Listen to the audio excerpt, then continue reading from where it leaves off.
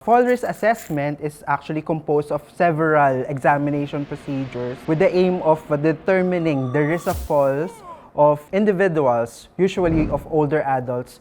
The ultimate aim is to identify the risk factors, implement preventive strategies, and therefore, in the hope of lessening the occurrence of future falls.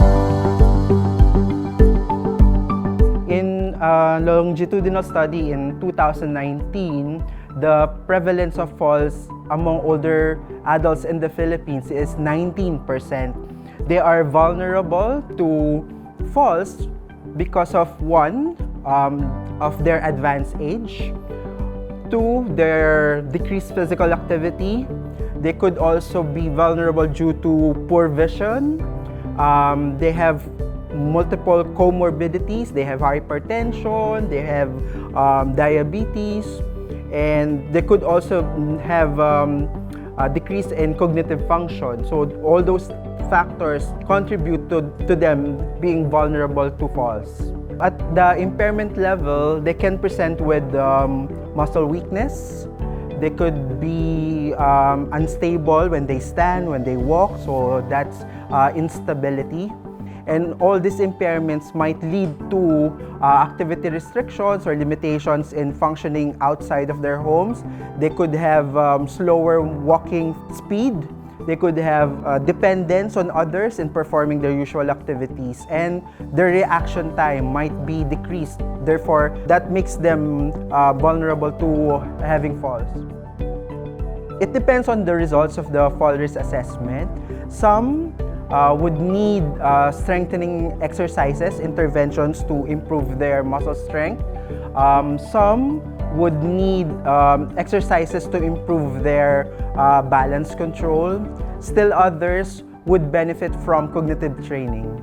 Everyone is important in the care of elderlies. We use the term older adults instead of elderlies.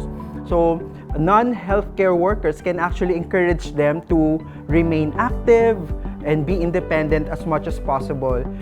You can pull them from their rocking chairs, invite them to walk, exercise so that their physical activity level is increased. Engage them in healthy and meaningful discussions to sharpen their minds. And do not forget the food. They need to be properly nourished with a well-balanced diet. Certain home modifications are important in mitigating fall risk. Provisions for handrails in the bathroom, in the stairs, making sure that there are no loose electrical cords or loose carpets and rugs along the way. The walkways are well lit and non-slippery. Those things are very important modifications at home. Personally, I think we need to make them feel that they are important. We need to show that we respect their opinions, we value their choices and their decisions. We need to provide an environment that they can actually perform their usual activities without so much restrictions. They can be active, they can be independent without being too dependent on others. Addressing identified health issues, including risk for falls, entails costs, but it is a lot cheaper compared to hospital expenses when a fallen person had to undergo surgery, had to have a rehabilitation because of a fractured bone.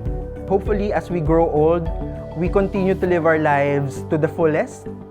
We value our lolos and lolas and help them achieve self-actualization.